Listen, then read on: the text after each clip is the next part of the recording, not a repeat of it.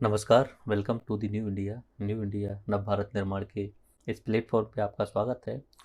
हम हमारे RS mains में जो छोटी सब्जेक्ट्स होती हैं उनमें एक सब्जेक्ट शुरुआती सब्जेक्ट जो है वो अपनी समाजशास्त्र है।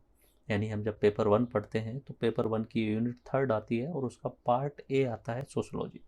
वैसे मैंने आपको पहले भी काफ़ी बार बोला हुआ है कि सिलेबस आपको रटा हुआ होना चाहिए हर कंडीशन में, तो मेरे हिसाब से आपने रट लिया होगा। सिलेबस में हमारे इस पार्ट 3 के अंतर्गत समाजशास्त्र आता है, उसके बाद में अपना मैनेजमेंट एंड ऑडिटिंग अकाउंटिंग, ये पार्ट बी और पार्ट सी में आते हैं। तो छोटी सब्जेक्ट में सबसे इम्पोर्टेंट्स में से एक जो 20 नंबर की लेके आती है, और इसका सिलेबस भी बहुत छोटा है, सिर्फ 4 टॉपिक हैं। आरपीएससी ने क्लियरली डिफाइन किए गए हैं, टॉपिक्स में मेंशन किया है सब टॉपिक्स को। तो इस हम ओवरव्यू में, इंट्रोडक्शन में ये सिलेबस देखने वाले हैं, उस सिलेबस को डिकोड भी करेंगे ताकि वो आपको याद हो जाए हर कंडीशन में कि ये किस टॉपिक में से और किस सब टॉपिक में से जो है वो कौन सा सवाल पूछा जा सकता है। फिर हम ओवरव्यू में ये भी देखेंगे कि ओल्ड ईयर्स के क्वेश्चंस में किस तरीके के सवाल पूछे गए थे।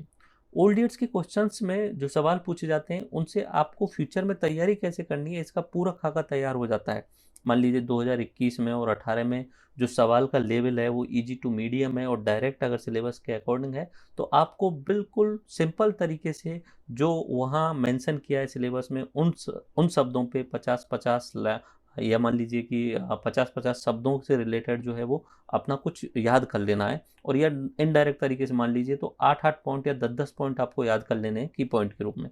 तो इससे आपको पता चल जाता है कि आपको तैयारी किस लेवल की करनी है। और अपना लास्ट में how to gain highest mark in the sociology subject. देखो नॉर्मली ये 20 नंबर की होती है, बट ये 20 नंबर में से अगर आप 15, 16, 17 नंबर लाते हो तो ये अपने आप में बहुत बड़ी बात होती है और बहुत अच्छा। और इतना आसान भी है, इन 20 में से आप 15 से प्लस अधिक नंबर ला सकते हो। 15 नंबर आर एस मेंस में आपका बहुत इंपॉर्टेंट रोल निभाता है। तो यहाँ सोशोलॉजी मैं कराऊंगा आपके लिए, बहुत क्रिप्स रहेगी, सिर्फ कीबोर्ड पे फोकस किया जाएगा। समझा मैं दूंगा लेक्चर्स में, लेकिन जो पीडीएफ रहेगी वो शॉर्ट नोट्स के साथ में रहेगी, हिंदी प्लस इंग्लिश रहेगी। बस इतना है, जस्ट बिलीव ऑन मी, क्योंकि मैं अलग से 4-5 बुक्स पे रिसर्च करके ही उसका निचोड़ निकाल के आपके सामने रख रहा हूँ। अगर हमारी कोचिंग में से या हमारे नोट्स में से सवाल नहीं आते हैं तो किसी भी कोचिंग या किसी भी नोट्स में से नहीं आएंगे, क्योंकि मैं सबका निचोड़ जो है वो लेके चल रहा हूँ अभी। ओके, तो ये अपना इस इंट्रोडक्शन का जो है वो आपको खाका मैंने आपको बता दिया। सबसे पहले हम सिलेबस देखते हैं। सिलेबस देखिए, यहाँ 4 पॉइंट लिखें तो हम 4 ही लेक्चर बनाएंगे, ठीक है। चैप्टर 1, चैप्टर 2, चैप्टर 3 इस तरीके से बनाएंगे। लेकिन इनसे रिलेटेड 2 नंबर के और 5 नंबर के हम बहुत सारे सवाल सॉल्व कर लेंगे, क्योंकि वहाँ सवाल सॉल्व करना होता है, आंसर राइट करना होता है। वह आंसर राइट करने के लिए सबसे बेटर चीज़ क्या है, आप की पॉइंट रखो, रटना। कोई भी चीज़ हो उससे रिलेटेड की पॉइंट रट लेना। जैसे यहाँ पे जाति, तो जाति से रिलेटेड 5-6 की पॉइंट आपको हर समय रटे होने चाहिए। अगर आपसे नींद में भी पूछ लिया जाए जाति, तो आपको पता होना चाहिए कि इससे रिलेटेड भाई ये जन्मजात होती है। उसके अलावा इसमें एक व्यवसाय होता है, ऊंच नीच भी होता है, विशेष अधिकार भी होते हैं कुछ लोगों को, कुछ लोगों को जो है वो अधिकारों का आनंद भी होता है। तो ये की पॉइंट आपको हमेशा रटे होने चाहिए, ठीक है। तो ऐसे ही हम कोशिश ये करेंगे कि टॉपिक चैप्टर वाइज ही करें। तो पहला चैप्टर जो है वो है भारतीय समाज में जाति और वर्ग। 2 शब्द यहाँ पे दे दिए उन्होंने। क्या क्या शब्द दिए? पहले टॉपिक के अंतर्गत उन्होंने बोल दिया जाति यानी कास्ट एंड वर्ग यानी क्लास, ठीक है। कास्ट तो आप सबने देखा ही होगा, जो आप देखते हैं ऊंची जाति नीची जाति, या इवन इफ आप सबको पता है आपकी अपनी जाति कौन सी है, ठीक है। तो जाति को पढ़ना और समझना आसान है। अच्छा, एक शब्द मैं आपको और बोल देता हूँ। ये जो सब्जेक्ट है ना सोशियोलॉजी, इससे आपको बिल्कुल डरने की जरूरत नहीं है, ठीक है। इसे बोलते हैं समाजशास्त्र, क्योंकि ये इतनी आसान सब्जेक्ट है। और आसान सब्जेक्ट क्यों बोल रहा हूं मैं इसे? आसान सब्जेक्ट इसलिए है क्योंकि आप बचपन से समाज का हिस्सा हो। समाज में आपने इन सारी चीजों को देखा है। बस यहाँ पे सिस्टमेटिक की पॉइंट आपको समझने हैं। बस जाति का मैं आपसे बोल दूं, बस मैं ये बोलूं कि जाति के बारे में बताइए, तो आपने पढ़ा या नहीं पढ़ा है, आप कुछ ना कुछ तो बोल ही दोगे, क्योंकि आपने बचपन से जाति को देखा है, जिया है।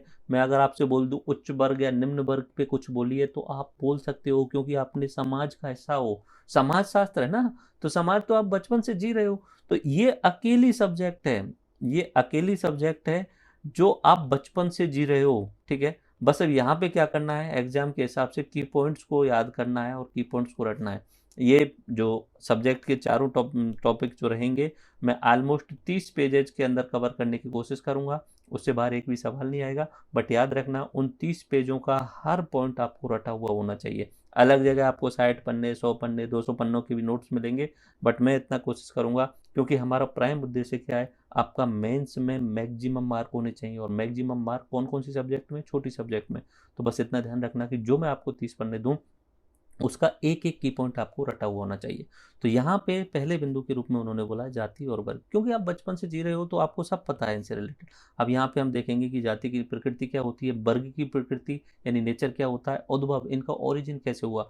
जाति के उद्भव से रिलेटेड अलग अलग सिद्धांत हैं, दैवीय सिद्धांत है, धार्मिक सिद्धांत है, और अलग अलग अंग्रेजी और वेस्टर्न जो जो समाजशास्त्री थे, उन्होंने कुछ ना कुछ अपने ओरिजिन के सिद्धांत दिए, तो हम पढ़ने प्रकार्य यानी फंक्शंस क्या होते हैं और चुनौतियां क्या हैं, इन दोनों के ही देखेंगे, जाति के और वर्ग के, इन सब चीज़ों को देखेंगे। ओके, ये पहला टॉपिक हुआ। दूसरा होगा परिवर्तन की प्रक्रियाएं। हमारे समाज में आप खुद भी देखते होंगे, आप बचपन से और अब तक देखते होंगे ना, तो आप खुद ही बोलते होंगे यार अब वो नहीं रहा पहले जैसा था। आज से 20 साल पहले का समाज, आज से 20 साल पहले के गांव, आज से 20 साल पहले के लोग बहुत अच्छे थे। यानी परिवर्तन हो रहा है हमारे समाज में, ठीक है, और कंटिन्यूअस है। समाज में परिवर्तन होता ही रहता है, हमेशा चलता रहता है, आज से नहीं, हमेशा चलता रहता है। इवन इफ आज से 20 साल बाद आप खुद कहोगे कि यार उससे पहले तो ये अभी हमने जो बचपन जिया था या हमने जो जवानी जी थी वो बहुत अच्छी थी, ठीक है। तो ऐसा परिवर्तन की प्रक्रिया चलती रहती है। तो अंग्रेजों के टाइम पे और आज़ादी के बाद में कुछ स्पेशल परिवर्तन जो हुए, उनको यहाँ पे मेंशन किया है सिलेबस में, और सिर्फ उन्हें ही पढ़ना है। वैसे तो 50 परिवर्तन होते हैं, लेकिन हमें पढ़ना है, एक शब्द आता है संस्कृतिकरण, संस्कृताइजेशन, ये हम पढ़ेंगे। देन आता है पश्चिमीकरण, वेस्टर्नाइजेशन, लौकिकीकरण, इसे इंग्लिश में बोलते हैं सेकुलरिज्म। उसके बाद में भूमंडलीकरण यानी ग्लोबलाइजेशन। अब इनमें से सबके आप नॉर्मली थोड़ा थोड़ा तो जानते होंगे। भूमंडलीकरण का तो आप जानते ही होंगे, पृथ्वी जो है वो एक जैसी होती, पहले तो क्या था कि अलग अलग देश बटे हुए थे, अब एक दूसरे के साथ में जोड़ते जा रहे हैं। पश्चिमीकरण, ये खूब शब्द आपने सुना होगा, वेस्टर्न कल्चर, वेस्टर्न कल्चर, पश्चिमी सभ्यता हमारे हाथ आ जा रही है, ये आपने खूब सुना होगा। संस्कृताइजेशन जो होता है, ये एक समाजशास्त्री हुए थे एम एन श्रीनिवास, उनके द्वारा दिया गया सिद्धांत था।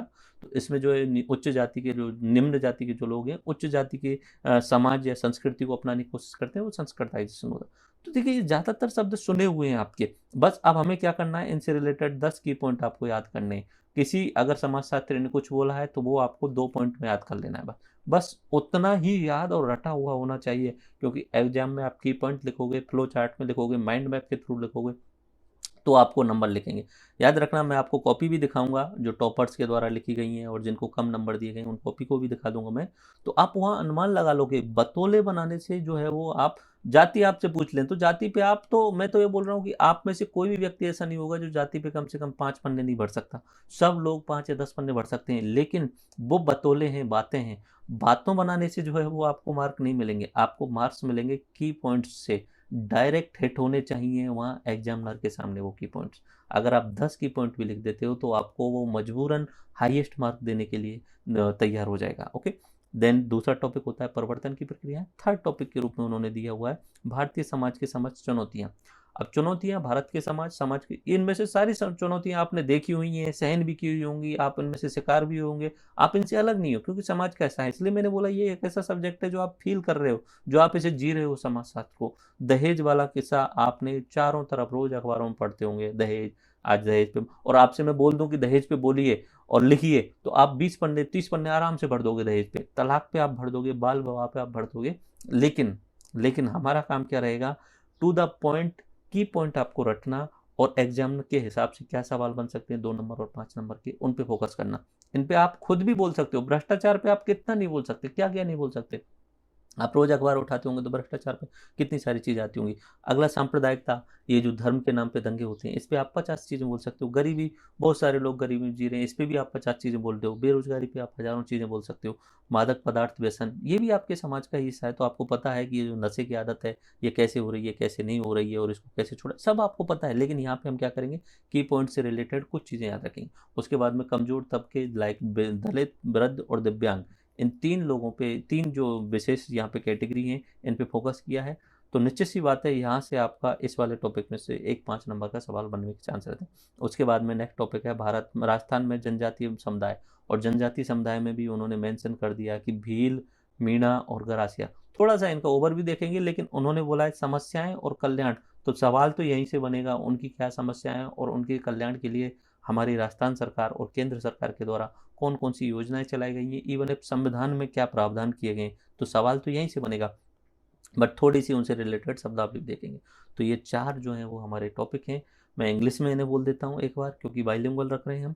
Development of sociological thoughts in India, caste and class in Indian society. Caste यानी जाति, क्लास यानी वर्ग, इनका नेचर यानी प्रकृति, ओरिजिन यानी उसका उद्भव कैसे हुआ, फंक्शंस क्या हैं एंड चैलेंजेस क्या हैं, सामने चुनौतियां क्या हैं। अगला है प्रोसेस ऑफ द चेंज, ये जो परिवर्तन का जो प्रक्रिया है इसको समझाओ। 4 चीज़ें बोली हैं उन्होंने, वैसे तो 50 चीज़ें हो सकती हैं। Sanskritisation, westernisation, secularisation and globalisation. तो 4 चीज़ों पे हमें 10-10 की पॉइंट, 15-15 की पॉइंट रटे हुए ना चाहिए। दैन नेक्स्ट आता है अपना चैलेंजेज बिफोर इंडियन सोसाइटी, हमारे भारतीय समाज के सामने चुनौतियाँ क्या हैं। तो dowry, divorce and child marriage, ये तीनों तो महिलाओं से रिलेटेड है, ठीक है। दहेज, तलाक एवं बाल विवाह, ये महिलाओं से रिलेटेड है।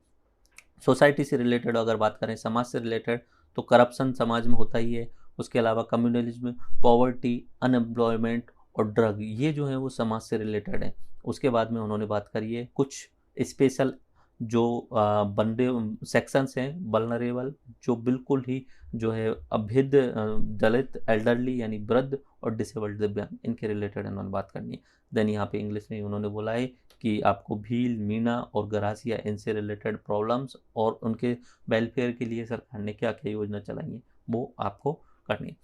तो पहला काम जो मैंने बोला था कि सिलेबस मैंने यहाँ दिखा दिया, उसको यहाँ डिकोड कर दिया कि हम जब लेक्चर करेंगे तो किस तरीके से करेंगे। आपको अब आंख बंद होकर ये सिलेबस पूरा रटा होना चाहिए इस लेक्चर के बाद में। मैं आपसे पूछूं कि 3rd नंबर टॉपिक में कितने सब टॉपिक दे रखे हैं, तो यहाँ 9 सब टॉपिक्स दे रखे हैं, ठीक है। वहाँ उन्होंने लिखा हुआ है 9 सब टॉपिक, दहेज, तलाक, बाल, मैंने उसे डिकोड कर दिया, बस उन पर नंबरिंग कर दी कि हम उस तरीके से पढ़ेंगे। दूसरे नंबर के टॉपिक में कितने सब टॉपिक देख रहे हैं, 4 दे रखे हैं, संस्कृतिकरण, पश्चिमीकरण, लौकिकरण, भूमंडलीकरण, ये डिकोड हो गया। पहले टॉपिक में कौन से सब टॉपिक हैं, पहली बात तो जाति और वर्ग, फिर उनके रिलेटेड भी सब टॉपिक की भाई जाति की प्रकृति बताओ, वर्ग की प्रकृति बताओ, जाति का ओरिजिन बताओ, वर्ग का ओरिजिन बताओ, उनके फंक्शंस बताओ, उनकी चुनौतियां बताओ। इनसे रिलेटेड अगर कोई सोशोलॉजिस्ट है उसने कुछ बोला है तो वो हमें देखना होगा, क्योंकि पूछा जाता है। अभी मेरे पास में यहाँ पेपर लगे हुए हैं नीचे की साइड में, मैं वहाँ से बताता हूँ कि पेपर का लेवल क्या रहता है। और नेक्स्ट टॉपिक जो है 4 नंबर का, उसमें 3 समुदाय दिए हैं, भील, मीणा, गरासिया, इनकी समस्याएं और कल्याण। बस ये डिकोडेशन है, आपको ये रटा होना चाहिए हर कंडीशन में। अब देखो यहाँ पे मैंने लगाया हुआ है 2021 मेंस जो हुआ है मार्च 2021 में, उसका पेपर, ठीक है। एक चीज़ तो आप क्लियर समझ लीजिए कि 20 नंबर का जो है वो 20 मार्क्स का आता है सोशोलॉजी में से। आप अगर हमारे इन शॉर्ट नोट्स के थ्रू भी पढ़ते हैं तो आप 15 से 18 इवन 20 नंबर तक गेन करने की कोशिश कर सकते हैं, ठीक है। 15 प्लस तो ले ही आओगे, रट लोगे, और 15 प्लस लाना अपने आप में बहुत बड़ी बात होती है, ठीक है। इसमें 2 नंबर के सवाल आते हैं और 5 नंबर के सवाल बनते हैं, 10 नंबर का एक भी सवाल नहीं बनता है, ठीक है। अब आप ये देखिए कि किस तरीके के सवाल आते हैं। इन सवालों को देखने से आपको पता चलेगा कि लेवल क्या रहता है। देखो यहाँ पे पहला सवाल पूछा है उन्होंने, या बोला है उन्होंने, ये सेक्शन ए है, ये देख लीजिए। मैं आपको पेपर 1 है, पेपर 1 है अपना, पेपर 1 का यूनिट 3 है, ठीक है। अभी जस्ट ओवरव्यू में मैंने पहले बताया, यूनिट 3 है, उसका सेक्शन ए यानी सोशोलॉजी सब्जेक्ट, ठीक है। सोशोलॉजी सब्जेक्ट, उसको भी हमने 2 भागों में बांट दिया है, 2-2 नंबर वाले और 5-5 नंबर वाले। उसे छोड़िए, यह देखिए पहला 2 नंबर वाला क्वेश्चन है। 2 नंबर वाले को आप 15-15 शब्दों में लिखना होता है, ओके। यहाँ लिखा हुआ है शारदा एक्ट क्या है। अब आपको तो शारदा एक्ट शब्द सुनते ही थोड़ा सा ऐसा लग रहा होगा, असहज है तो सिलेबस में है ही नहीं, लेकिन अगर आप गौर से देखें तो हमारे सिलेबस में एक टॉपिक दे रखा है, और ये कौन सा, चैप्टर नंबर 3, ठीक है। मैंने बताया था समस्याएं, यहाँ देखिए चैप्टर नंबर 3, इसमें ये दे रखे हैं ना, इसमें यह टॉपिक दे रखा है ना, बाल विवाह। इस बाल विवाह से रिलेटेड एक एक्ट पास हुआ था, शारदा एक्ट, ठीक है। मैंने इसलिए मैंने बोला है कि हम जो है किस तरीके से पढ़ेंगे, उन टॉपिक को लेंगे, उससे रिलेटेड की पॉइंट्स को देखेंगे, और उसको कम करने या उसके गुण दोष या उसको रोकने के लिए सरकार के द्वारा जो प्रावधान किए गए उनको देखेंगे। तो अपना बाल विवाह वाला टॉपिक है, उसमें शारदा एक्ट का पूरा वर्णन मिलता है, और ये हमारे नोट्स में आपको आसानी से मिल जाएगा, ओके। इस तरीके के सारे सवाल आसानी से निकल जाएंगे। अगला टॉपिक, जाति व्यवस्था में असमानता का उदाहरण क्यों है। बाकी देखो ये वाला जो टॉपिक है ना, इसमें आपको स्पेशल पढ़ने की ज़रूरत है नहीं, बट इम्पोर्टेंट बात क्या है, इम्पोर्टेंट बात ये है कि आपसे मैं पूछूं जाति व्यवस्था जो है वो असमानता जो है वो दर्शाती है, आप सब आसानी से बता दोगे भाई जाति व्यवस्था में ऊंच नीच होता है, किसी को कुछ काम दे दिया जाता है, एक नज़रों को मतलब पानी तक नहीं पीते हैं लोग, साथ में खाना तक नहीं खाते हैं, दुर्व्यवहार करते हैं, साथ में बैठते नहीं हैं, असमानता है ना उस चीज़ में। तो आप इस पर तो 5 पन्ने लिख सकते हो आराम से। लेकिन प्रॉब्लम कहाँ है, प्रॉब्लम है इसको आपको 15 शब्दों में लिखना है, और 15 शब्दों में लिखने के लिए आपको की पॉइंट रटे होने चाहिए। आप की पॉइंट कॉमा कॉमा लगा के 5 की पॉइंट लिख दो, आपको 2 नंबर पक्के मिल जाएंगे। ऐसे आपको 5 पन्ने में नहीं लिखना है, सिर्फ 15 शब्दों में लिखना, ये प्रॉब्लम है। तो इसके लिए क्या है, ये हमारे नोट्स काम आएंगे। वैसे कॉमन सेंस का सवाल है, इसको आप सोशोलॉजी नहीं पढ़ें तो भी चल जाएगा, ये ज़्यादातर सवाल जो है ना कॉमन सेंस के ही हैं, इसमें सोशोलॉजी अगर सब्जेक्ट वो हाथ भी नहीं लगाओ तो भी आप सॉल्व कर लोगे, लेकिन मार्क गेन तब होंगे जब आपको की पॉइंट रटे होंगे, ध्यान रखना।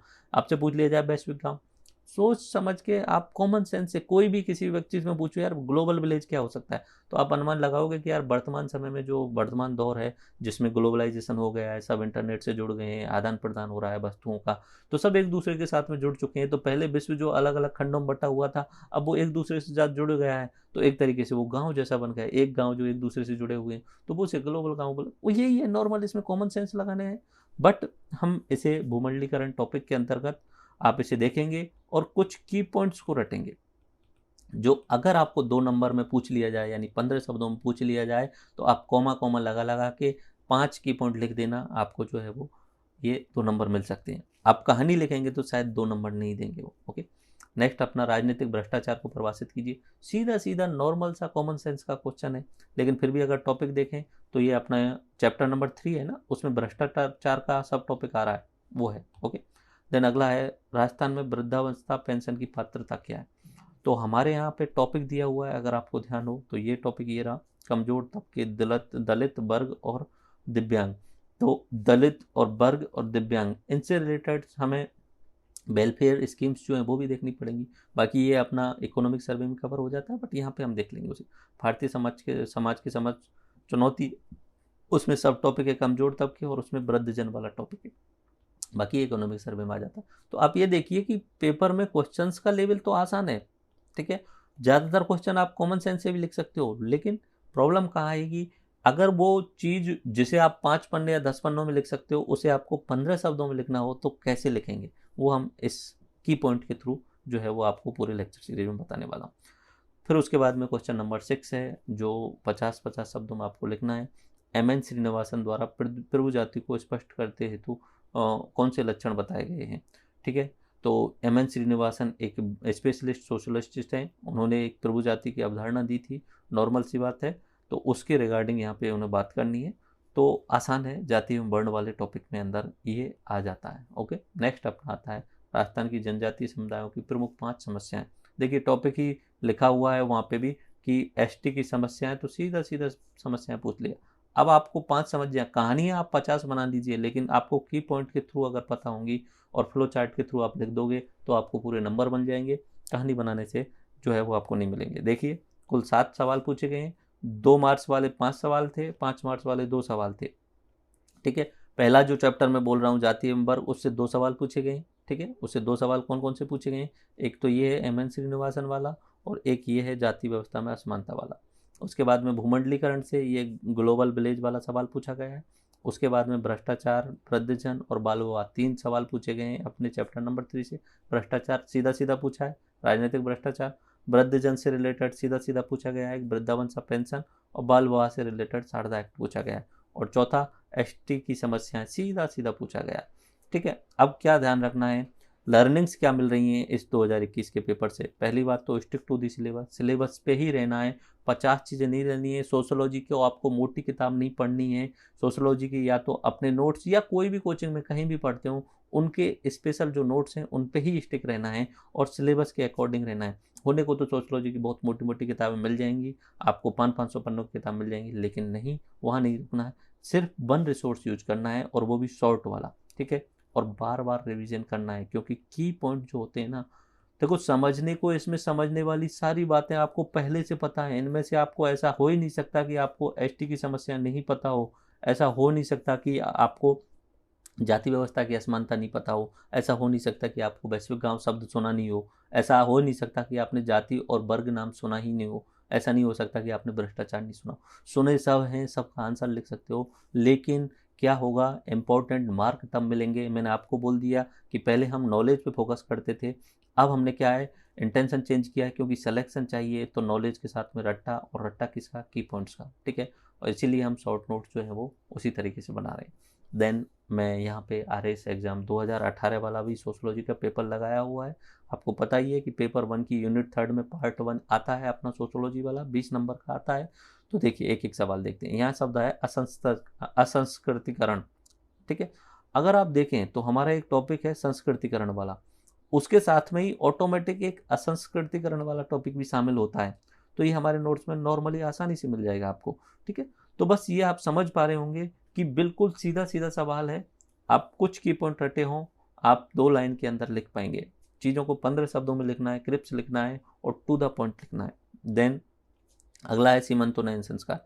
एक्चुअली में ये 2018 वाले जब पेपर हुआ था, उस समय वहाँ पे थोड़ा सा एक्स्ट्रा टॉपिक दिए हुए थे। मैंने यहाँ पे सिलेबस 2021 में चेंज हुआ है ना, तो उसमें टॉपिक्स को कम कर दिया है। उस समय या पहले वाले टॉपिक में कुछ एक्स्ट्रा टॉपिक दिए हुए थे। वहाँ लिखा हुआ था भारत का समाज, भारत के प्रमुख समाजशास्त्री। उसके अलावा उन्होंने क्लियरली लिखा हुआ था संस्कारों के बारे में कि संस्कार, ठीक है। उसके बाद में उन्होंने वर्ण व्यवस्था का लिखा हुआ था। उसके बाद में आश्रम व्यवस्था मेंशन किया हुआ था सिलेबस में। तो मेंशन किया हुआ था तो सीधा सवाल पूछा गया था, ठीक है। अब वो मेंशन नहीं किया है तो वो नहीं पूछेंगे, ठीक है। भारत में समाज करके एक टॉपिक था पहले, और उसमें संस्कार आश्रम इस तरीके से टॉपिक था। सिलेबस एट दैट टाइम ऐसा ही था, तो वो सीधा पूछा गया। अभी वो सिलेबस में नहीं है, तो आई गारंटेड यू कि वो इस तरीके के सवाल नहीं पूछेगा। बाकी सीमंतोनयन संस्कार 16 संस्कार होते हैं, उनमें से एक संस्कार है, आप सबको पता ही पता होगा क्योंकि आप समाज के हिस्सा हो। अगला सवाल, जाति एक अंतर्विवाही समूह है, कैसे। अब इसमें क्या मतलब, क्या सोचना है, मतलब आप सब आंसर दे सकते हो इस चीज़ को, इसमें कॉमन सेंस है कास्ट से। लेकिन फिर भी हम की पॉइंट तो देखेंगे इससे रिलेटेड, एक दो समाजशास्त्री का नाम लिख देंगे। तो अब इसमें बोला है जाति एक अंतर्विवाही समूह है, यानी जाति में एक ही जाति के अंतर ही विवाह होते हैं। तो आसानी से आपको सबको पता है, आप सब उस चीज़ को फॉलो कर रहे हो। आप सबकी शादी अगर हुई है तो अपनी ही कास्ट में हुई है, सेम कास्ट में हुई है। उसमें भी एक तरीका और होता है कि 3 गोत्र को छोड़ दिया जाता है, आपकी गोत्र, आपकी मम्मी की गोत्र, आपकी दादी की गोत्र को छोड़ दिया जाता है, ऐसा सिस्टम है। वही सेम इसमें सवाल पूछा है, कैसे, तो लिख दीजिएगा बस नॉर्मल। बाकी की पॉइंट रटे होंगे तो थोड़ा और इसे आप सिस्टमेटिक वे से लिख सकते हैं। अगला सामाजिक विचारधारा क्या है, तो उस समय हमारे सिलेबस में टॉपिक था कि भारतीय समाज और बेसिक्स ऑफ द सोसाइटी करके एक टॉपिक था, ओल्ड सिलेबस में मेंशन था, तो इसलिए इसकी टेंशन नहीं लेनी है। लेकिन सीधा आप ये समझिए कि सिलेबस से पूछा जा रहा है, सिलेबस से बाहर नहीं पूछा जा रहा है, इस चीज़ को आप देखिए, ओके। नेक्स्ट है अपना सागडी प्रथा निषेध अधिनियम क्या है। तो हमारी जनजाति से रिलेटेड समस्याओं में सागडी प्रथा आती है, ठीक है। तो वो सीधा सिलेबस से पूछा गया है, ओके। देन अपना लौकिकरण अभी टॉपिक में दिया हुआ है, सेकुलराइजेशन ने धर्म के क्या परिवर्तन किए, तो सीधा है, इसमें कोई ज़्यादा सोचने की काम नहीं है। बस इंपॉर्टेंट क्या रहेगा, की पॉइंट रटे होने चाहिए। हम कोशिश करेंगे हर जो टॉपिक बन रहा होगा उसके निमोनिक्स बनाने, ट्रिक्स बना लें ताकि आपको याद हो जाए। उसके बाद में राजनीति की जनजाति की समस्याओं के समाधान हेतु संवैधानिक प्रयास किए गए। तो सीधा सा है, इतना तो हमें पढ़ना पड़ेगा। वहाँ लिखा हुआ है कि जनजातियों की समस्याएं एवं समाधान, तो समाधान में सरकार की योजनाएं भी आएंगी, संवैधानिक प्रावधान भी आएंगे, सब कुछ शामिल होगा, सीधा सिलेबस से, ओके। तो आप समझ रहे होंगे कि उस समय के सिलेबस के अकॉर्डिंग तो पुराने क्वेश्चन थे। उस समय ये भारतीय समाज, जाति, वर्ण, संस्कार, आश्रम, ये सब अलग से लिखा हुआ है, तो ओल्ड सिलेबस में था। बाकी संस्कृतिकरण सीधा पूछा है, लौकिकरण सीधा पूछा है। इसमें यूनिट जो चैप्टर 3 जो है, जिसमें मैंने बोला था कि दहेज, बाल विवाह और मादक पदार्थों का सेवन, इनसे रिलेटेड इसमें कोई सवाल नहीं दिखा मुझे। शायद इसमें एक भी सवाल उनसे रिलेटेड है नहीं, ठीक है। तो कोई दिक्कत नहीं है, लेकिन है सिलेबस के अकॉर्डिंग जनजाति समझ। तो वही चीज़ें आपने करके आई कि क्या लर्निंग रही इस वाले को एग्जाम से, 2018 वाले से। देखो अकॉर्डिंग सिलेबस पूछा गया है सवाल, सिर्फ 1 रिसोर्स यूज करके उसका रिविजन करो 10 बार, ठीक है। आपको निश्चित 15 से 20 नंबर मिलेंगे। इसीलिए मैंने यहाँ पे 2016 वाला पेपर भी रखा हुआ है, ठीक है। तो वो चीज़ आपको याद हो गई होंगी। पेपर 1 की यूनिट 3 में पार्ट 1 में है अपना सोशोलॉजी, उसके बाद में पार्ट बी में है मैनेजमेंट, एंड 3 में आता है ऑडिटिंग एंड अकाउंटिंग। तो ये आपको रट गया होगा। देखो यहाँ पे आया है सवाल, उन 4 शास्त्रीय भारतीय समाजशास्त्रियों के नाम बताइए जिन्होंने भारतीय समाजशास्त्र में अग्रगामी योगदान दिया। अब एक्चुअली में उस समय सिलेबस में क्लियरली लिखा था भारतीय समाज, भारत के समाजशास्त्री, भारत के प्रमुख समाजशास्त्री। नॉर्मल सी बात है कि उस समय सिलेबस में लिखा हुआ था प्रमुख समाजशास्त्री, तो आप 5-6 समाजशास्त्री तो पढ़ते ही, ठीक है। जैसे डीपी मुखर्जी पढ़ते, एम.एस. श्रीनिवासन पढ़ते, ए.आर. देसाई पढ़ते, तो ऐसे नॉर्मली 4-5 तो पढ़ते। उन्होंने क्या बोला है, नाम बताइए भारतीय समाजशास्त्र, तो आप एक एक करके नाम लिख देते हैं, M.N.. Srinivasan, DP Mukherjee, AR. Desai, इस तरीके से अगर नाम लिख देते तो सीधा 2 नंबर मिलते हैं इसमें, ठीक है। तो उस समय के सिलेबस में था, बट हम अपने इस लेक्चर सीरीज में इस चीज़ को दोबारा से हम देखेंगे, भारतीय समाज को हम देखेंगे ओवरव्यू के रूप में, क्योंकि कुछ चीज़ें भारतीय समाज की पूछी जानी नॉर्मल सी बातें। उसके बाद में भारत के प्रमुख 5-6 समाजशास्त्रियों को देखेंगे, इवन विदेश के भी 3-4 समाजशास्त्रियों को हम देख लेंगे, ओके। देन आता है अपना नेक्स्ट क्वेश्चन। अब देखिए ये अकॉर्डिंग टू सिलेबस है, इसमें आप ये मत सोचना सर हमारे अब सिलेबस चेंज हो गया तो आपके हिसाब से, बट उस समय लिखा हुआ था क्लियरली भारत के प्रमुख समाजशास्त्री, तो पूछा गया है भारत में परंपरागत रूप से जाति किस प्रकार श्रम विभाजन से संबंधित है। नॉर्मल सा सवाल है, सबको पता है, कॉमन सेंस है, ठीक है। टॉपिक में अगर देखूं तो जाति के प्रकार है, उनमें आ जाता है। क्या सवाल पूछा है कि भाई जाति के आधार पर श्रम विभाजन है, बांट दिया गया कि भाई ये पंडित जी हैं, ये पंडित जी काम करेंगे किस चीज़ का, कि पंडित जी आपको जो है वो इसका वेद पढ़ने पढ़ाने का और मंत्रोच्चार करने का काम करेंगे, शादी ब्याह का काम करेंगे। नॉर्मल से बांट दिया गया कि भाई तुम खेती करोगे, तुम्हारे लिए जो है वो हथियार वगैरह, यानी तुम युद्ध लड़ने जाओगे। किसी को बांट दिया गया तुम नाई का काम करोगे, किसी को बांट दिया कि तुम जुलाहे का काम करोगे, किसी को बांट दिया कि तुम चमड़े का काम करोगे। तो ये नॉर्मल सा है, ठीक है, बट इससे रिलेटेड कुछ की पॉइंट हमें देखने पड़ेंगे बस, ताकि आप मैक्सिमम मार्क गेन कर सकें। उसके बाद में संस्कृतिकरण की प्रक्रिया से आप क्या समझते हैं, सीधा है, सीधा आप भी देख लीजिए, बिल्कुल सीधा है। अगर आपने 6-7 की पॉइंट रटे हुए हैं तो कॉमा कॉमा लगा के आप बोल देना, समझ में आ जाएगा। बाल विवाह से आप क्या समझते हैं, मतलब क्या पढ़ना है इस चीज़ में, क्योंकि आप उस सोसाइटी के हिस्सा हो, आपको सब पता है बाल विवाह क्या होता है, ठीक है। लेकिन कुछ एक्स्ट्रा की पॉइंट या डाटा अगर आप डालोगे, याद रखना मेंस में डाटा अगर आप डाल देते हो तो आपके मार्क्स निश्चित 1 या 2 नंबर बढ़ा दिए जाते हैं। मैं आपको कुछ कॉपी ऐसी दिखाऊंगा, इवन एक मेरी और हनुमान जी की कॉपी दिखाऊंगा 2018 वाले पेपर की। उसमें एक क्वेश्चन था जिसमें राजस्थान से रिलेटेड जो योजनाएं हैं उनके बारे में था।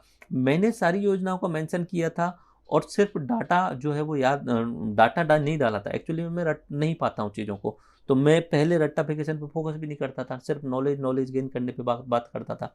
लेकिन रट्टाफिकेशन इंपॉर्टेंट है, इसलिए मैंने अभी जो चेंज किया है प्लान वो रट्टाफिकेशन पे चेंज कर दिया है। इसलिए मैं बोल रहा हूँ बार बार रिवीजन रिवीजन एंड रिवीजन, जितना हो सके 10 बार 20 बार रिवीजन करो, ठीक है। और वही सेम आंसर मेरा है, वही सेम आंसर हनुमान जी का है, लेकिन उन्होंने कुछ डाटा डाल दिया है। तो 10 नंबर के क्वेश्चन में मेरे 3 नंबर आ रहे हैं और उनके उसी चीज़ को लिखने पे सिर्फ डाटा डालने पे 8 नंबर आ रहे हैं। तो याद रखना डाटा, इकोनॉमिक सर्वे वाला डाटा, करंट से रिलेटेड डाटा, वो आपको याद होना चाहिएगा, ओके। उसके बाद में नेक्स्ट सवाल है, उन 4 मुख्य समस्याओं को रेखांकित करिए जिनका राजस्थान में जनजातियां सामना कर रही हैं। तो सीधा सा सवाल है, सब टॉपिक है, राजस्थान में जनजातियां, उनकी समस्याएं, सीधा है। उसके बाद में जीएस गुर्रे, अब उस समय लिखा हुआ था जहाँ हमारे समाजशास्त्री, तो जीएस गुर्रे के बारे में बताना तो बहुत आसान था, बहुत आसान था। 5 नंबर में आप पूरा बता देते हैं उनके बारे में। नेक्स्ट टॉपिक है आतंकवाद की सामाजिक परिणाम, तो आतंकवाद लिखा हुआ क्लियरली, कॉमन सेंस से भी आंसर दे सकते हो उस चीज़ का, बट हमारे नोट्स उसी तरीके के रहेंगे, वन सोर्स यूज करना और रिवीजन रिवीजन करना। तो ये अपना सोशोलॉजी का इंट्रोडक्शन हो गया है। आई विश मैं जो बात समझाना चाह रहा हूँ, जो यहाँ पे आप एग्जाम की लर्निंग निकाल के ला रहे हो, यहाँ से आप बार बार लर्निंग के मैं बोल रहा हूँ, स्टिक टू दी सिलेबस। 50 किताब मत पढ़ना, जो मैं दे रहा हूँ वो पढ़ लेना, वन रिसोर्स यूज करना है, and revision revision and revision. Answer writing की खुद से प्रैक्टिस करनी होगी। हर टॉपिक के आपको मेंस वाले क्वेश्चन आपके फोल्डर में मिलेंगे, आप डाउनलोड करें, प्रिंट करें और आंसर राइट करें, रटे हुए होने चाहिए, दैट्स इट। अगर आप ऐसा करोगे तो ही आप सफलता पाओगे। बात यह है कि मैं खुद फील कर चुका हूँ, मैं अपनी मिस्टेक फिर भी मानता हूँ इस चीज़ में कि भाई मैं समझाने में, समझने में इन पे बहुत फोकस करता हूँ, लेकिन एग्ज़ाम आपका रटने से निकलेगा। तो समझाने का काम मेरा है, बाद में मैं जो आपको रटने को छोड़ दूंगा वो आपको रटना ही है। अगर आप वो काम पूरा कर लेते हो तो कोई इस पेपर में आपके 15 से कम नंबर नहीं दे सकता, ठीक है। आपको 15 प्लस मार्क्स ही मिलेंगे। प्रॉपर रट लेते हो सारी चीज़ें तो हो सकता है 18 नंबर तक भी ला सकते हो, और 18 नंबर 20 में से लाना अपने आप में बहुत बड़ी उपलब्धि होगी। धन्यवाद, जय हिंद। मिलते हैं हम पहले लेक्चर में, और पहला लेक्चर हमारा होने वाला है चैप्टर 1, भारत में समाज, जाति वर्ग, ठीक है। तो थोड़ा सा हम ओवरव्यू में देखेंगे कि भारत का समाज किस तरीके का है, प्रमुख समाजशास्त्रियों को देखेंगे, फिर जाति पे आएंगे तो फिर वही टॉपिक रखेंगे, जाति की प्रकृति क्या है, उद्भव प्रकार है, चुनौतियाँ क्या हैं। फिर वर्ग लेंगे तो वर्ग को भी उसी तरीके से डिवाइड करेंगे, पूरा देखेंगे। उसके अलावा जाति से रिलेटेड कुछ समाजशास्त्रियों ने क्या बोला है, उन विचारों को जरूर देखेंगे। उससे बाहर कोई भी सवाल नहीं बनेगा। कोशिश ये करेंगे की पॉइंट्स पे हम फोकस करें और आप हर चीज़ को रट सकें लेक्चर में ट्रिक्स के और निमोनिक्स के साथ। धन्यवाद। जय हिंद।